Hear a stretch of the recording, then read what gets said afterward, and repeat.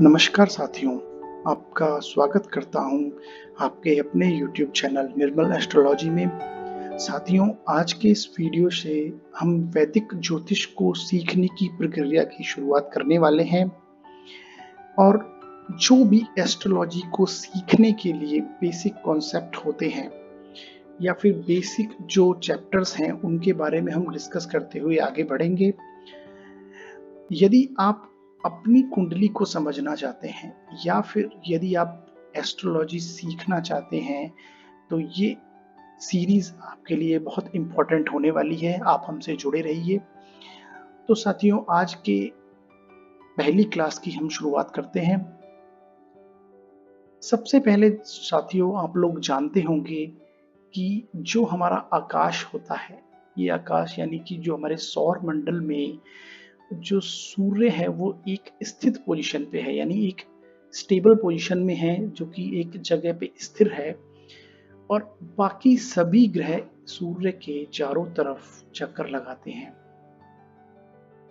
जैसा कि आप चित्र में देख पा रहे होंगे।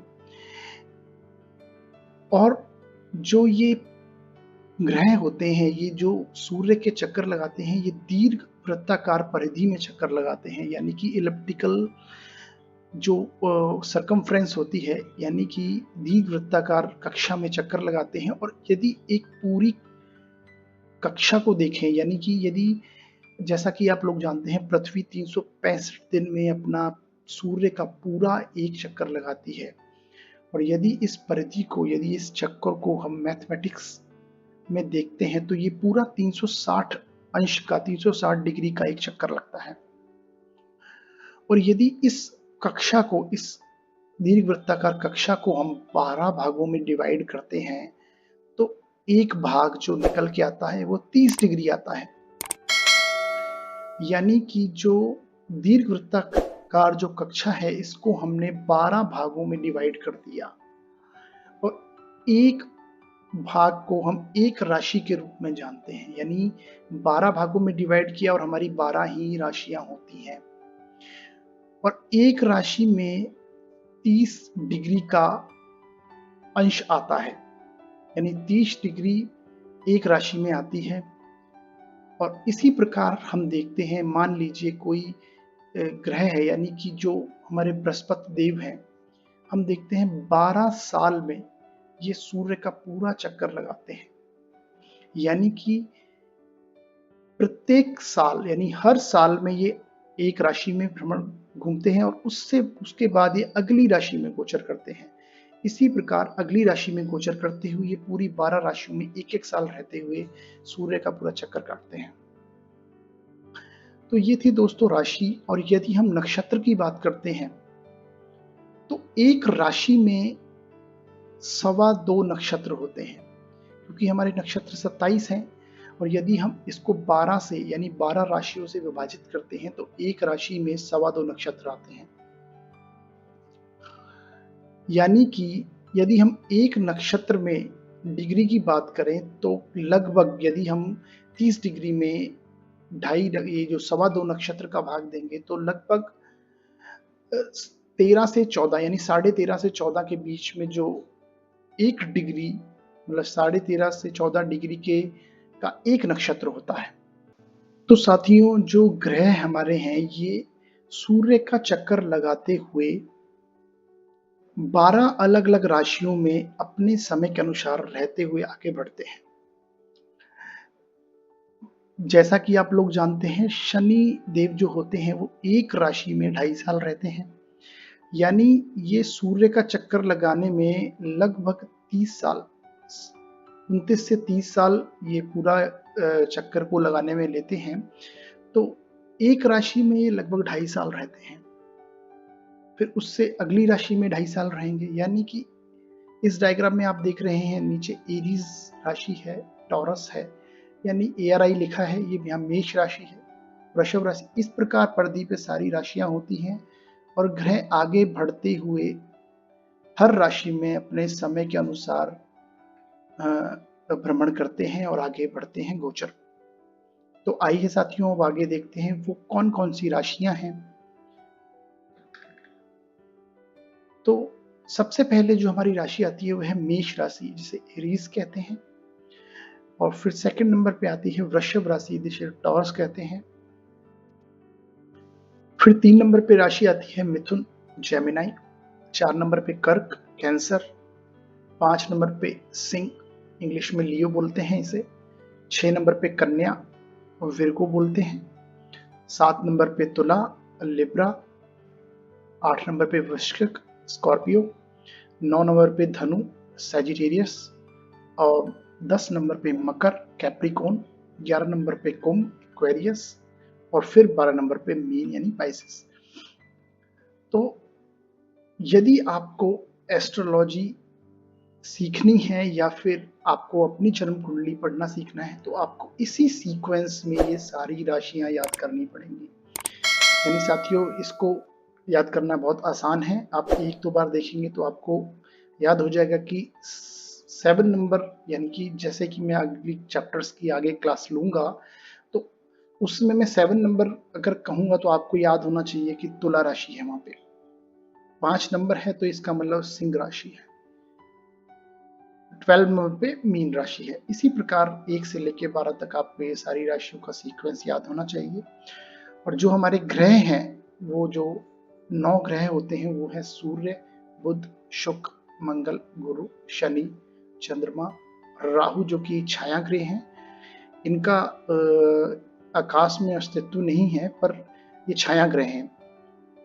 एक्चुअली जो हमारे पुराने ज्योतिर्विद थे, जो पुराने हमारे एस्ट्रोलॉजी के रिसर्चर रहे हुए हैं, जो पुराने ऋषि मुनि रहे हैं, उन्होंने एक ऐसा प्रभाव क्षेत्र पाया जहाँ पे जिसका प्रभाव एक ग्रह पे, इंसान पे काफी है। वो है, उस एरिया को इन्होंने छाया ग्रह यानी राहु का नाम दिया। इसी प्रकार केतु। तो आइए साथियों, अब आगे देखते हैं। जैसा कि हमने आपको बताया कि आकाशीय पृथ्वी को जिस प्रकार 12 भागों में विभाजित किया गया था, उसी प्रकार ये एक खाली जन्म पत्रिका है, खाली कुंडली है, जिसको हमने अलग अलग 12 भागों में विभाजित किया है। क्योंकि हमारे जो प्राचीन काल में जो ऋषि मुनि ज्योतिर्विद थे, वो कुंडली को गोल स्वरूप में जिस प्रकार से जो हमारे ग्रह हैं सूर्य के चारों तरफ चक्कर लगाते हैं, उसी प्रकार से उस कुंडली को बनाया जाता था। अब उस कुंडली को इस प्रकार से बनाया जाता है जिससे कि हमें समझने में आसानी रहे।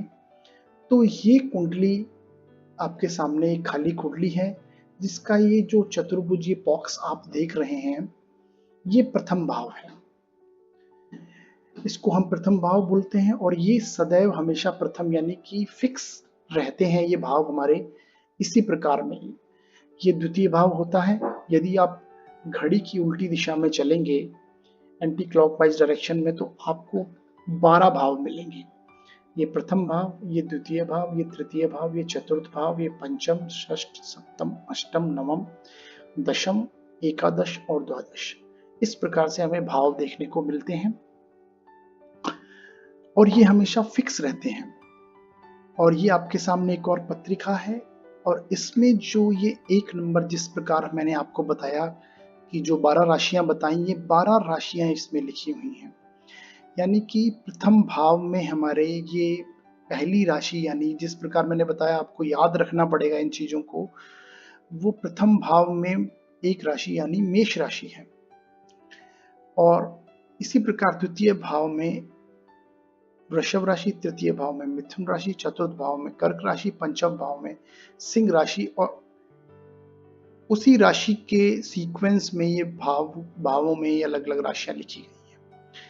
अगर आप एक और पत्रिका देखते हैं तो उसमें भाव तो ये प्रथम ही रहेगा, पर इसके प्रथम भाव में इस बार धनु राशि आएगी। यानी यदि धनु राशि प्रथम भाव में आई तो उससे अगले भाव में मकर आएगी, फिर कुंभ आएगी, फिर मीन आएगी, फिर मेष आएगी, फिर वृषभ आएगी, फिर इस प्रकार अलग अलग भावों में ये कर्क, सिंह, कन्या, तुला और वृश्चिक राशि।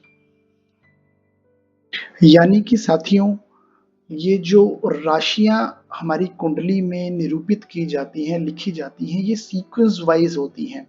यानी कि लगातार क्रम रूप से लिखी जाती हैं। जैसा कि मैंने आपको क्रम दिखाया था, उसी क्रम में यदि प्रथम भाव में मान लीजिए कन्या राशि आती है, तो उससे अगले भाव में 7 नंबर की राशि तुला राशि, फिर अगले भाव में 8 नंबर की राशि वृश्चिक राशि, फिर अगले भाव में 9 नंबर की राशि धनु। इसी प्रकार ये राशियां सीक्वेंस वाइज लिखी जाती हैं। और ये प्रथम भाव में कैसे आती है, पहली राशि कौन सी आएगी, इसके बारे में हम अपने अगले वीडियो में आपको बताने वाले हैं। तो अभी के लिए आप ये समझ सकते हैं कि जो नंबर्स होते हैं वो राशियों को रिप्रेजेंट करते हैं, और ये जो चतुर्भुज रूप से आप ये देख रहे हैं, ये बॉक्स देख रहे हैं, ये भावों को रिप्रेजेंट करते हैं। यानी ये प्रथम भाव है, ये हमेशा फिक्स रहेंगे, भाव हमेशा फिक्स रहते हैं। ये द्वितीय भाव, ये तृतीय भाव, ये चतुर्थ भाव, ये हमेशा फिक्स रहते हैं। और जो राशियां हैं ये बदलती रहती हैं। यानी कि ये राशि यहाँ पे फर्स्ट भाव में कन्या भी हो सकती है, धनु भी हो सकती है, मकर भी हो सकती है, वृषभ भी, कोई भी राशि हो सकती है, और उसके अनुसार नेक्स्ट राशि सीक्वेंस रूप में, क्रम रूप में आगे बढ़ती रहेंगी और 12 भावों में अलग अलग राशियां आएंगी। तो साथियों, ये था आज का हमारा वीडियो, और हम इससे अगले वीडियोस में आगे के जो बेसिक कॉन्सेप्ट हैं, ज्योतिष सीखने की प्रक्रिया के जो बेसिक चैप्टर्स हैं, वो हम आपके साथ शेयर करेंगे, लेके आएंगे। तो आप हमें, हमारा वीडियो आपको किस तरह का लगा, ये आप हमें कमेंट बॉक्स में ज़रूर बताइए। और यदि इसमें कोई आपको सुझाव देना है, वो भी आप कमेंट बॉक्स में दीजिए, या फिर हमारे डिस्क्रिप्शन में नंबर दिए गए हैं, आप हमें वहाँ पे भी मैसेज कर सकते हैं, कॉल करके बता सकते हैं। तो आपको हमारा वीडियो किस तरह का लगा, ये हमें ज़रूर बताइए, और हमारे वीडियो को लाइक कीजिए, शेयर कीजिए, हमारे वीडियो को, हमारे चैनल को सब्सक्राइब कीजिए। दोस्तों, हमारे वीडियो को देखने के लिए बहुत बहुत धन्यवाद।